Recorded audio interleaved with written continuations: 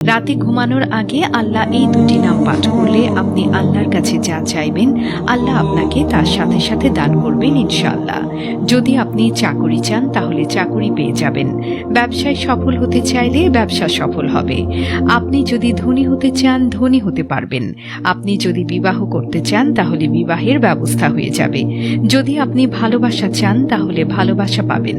যদি আপনি বিদেশে যেতে চান তাহলে বিদেশে যেতে পারবেন।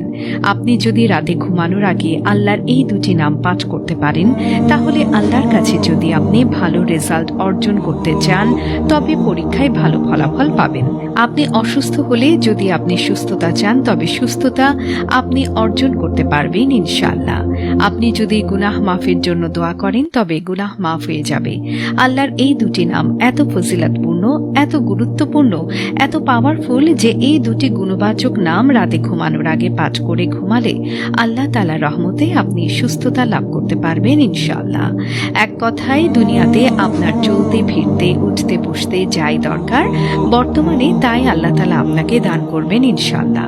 আপনার দোয়া আল্লাহ তাআলা বিদ্যুৎ গতিতে কবুল করবেন ইনশাআল্লাহ। সাথে সাথে আপনি ফলাফল পেয়ে যাবেন ইনশাআল্লাহ। আল্লাহর এই দুটি নাম পাঠের উসিলায় ইনশাআল্লাহ আপনার যাবতীয় মনের নেক আশাগুলো পূরণ হবে। বন্ধুরা, ভিডিওটি শুরু করার আগে একটু প্রার্থনা করি। হে আল্লাহ, আমাদের সকল প্রকার গুনাহ থেকে রক্ষা করুন। যারা যারা গুনাহ থেকে রক্ষা পেতে চান সকলেই কমেন্টে লিখুন আমিন। প্রিয় দর্শক, আল্লাহর এই দুটি নামের আমল অত্যন্ত কার্যকরী, তাই আপনারা অবশ্যই এই দুটি নামের জিকির রাতে ঘুমানোর পূর্বে করতে ভুলবেন না।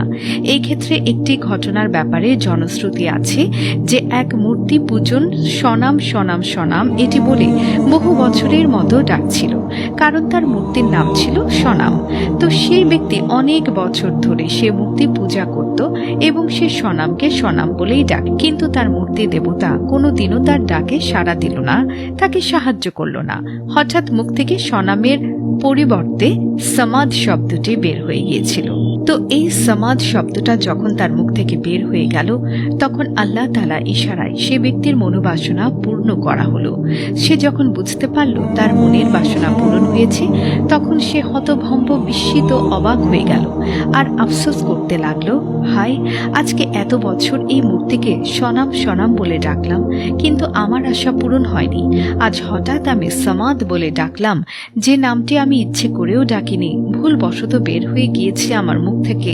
ভুলবশত বের হওয়ার সত্ত্বেও আমার আশা পূরণ হয়েছে। তাহলে নিশ্চয়ই এই নামের কোনো মাহাত্ম্য আছে। যখন তিনি জানলেন এটি মহান সৃষ্টিকর্তা আল্লাহ তাআলার একটি গুণবাচক নাম, তখন তিনি নিশ্চিতভাবে বিশ্বাস করলেন যে তাহলে নিশ্চয়ই সকল কিছু স্রষ্টা একমাত্র সেই মহান আল্লাহ তাআলা, যিনি ছিলেন, যিনি আছেন, যিনি থাকবেন। সুতরাং এই মূর্তি পূজা করলে আমার তো কোনো লাভ হবে না, আমাকে আল্লাহর নামেই ডাকতে হবে এবং আমাকে ইসলাম কবুল করতে হবে। অতঃপর সেই ব্যক্তি ইসলামে ফিরে এসেছিল। সুবহানাল্লাহ। আল্লাহ কখন কাকে কিভাবে হেদায়েত দান করেন তা আল্লাহ তাআলাই একমাত্র ভালো জানেন। সুতরাং এই ঘটনাটি দ্বারা আমরা বুঝতে পারলাম আমরা যদি আল্লাহ তাআলাকে ডাকতে পারি আল্লাহর নাম ধরে তবে আল্লাহ তাআলা আমাদেরকে সাহায্য করবেন, সহযোগিতা করবেন ইনশাআল্লাহ। দর্শক, আল্লাহ পাক রব্বুল আলামিনের 99টি নাম রয়েছে।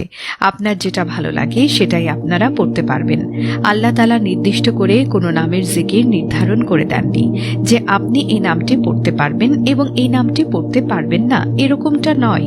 বরং পবিত্র কুরআনে সূরা আরাফে আল্লাহ তাআলা পরিষ্কার করে দিয়েছেন, হে বান্দা, আমার 99টা সুন্দর সুন্দর নাম রয়েছে, যেটা তোমার পছন্দ হয় সেটা ধরেই আমাকে ডাকো।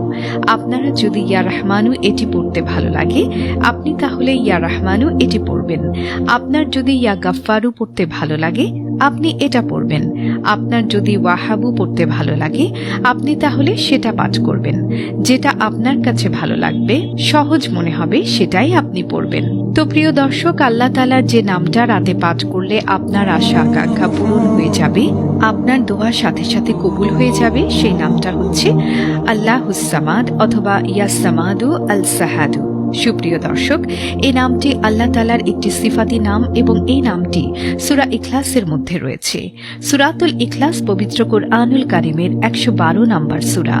আল্লাহুস সামাদ এই নামটির অর্থ হচ্ছে আল্লাহ অমুখাপেক্ষী বা আল্লাহ তাআলা কারো মুখাপেক্ষী নন। তিনি একক, তার কোনো শরীক নেই।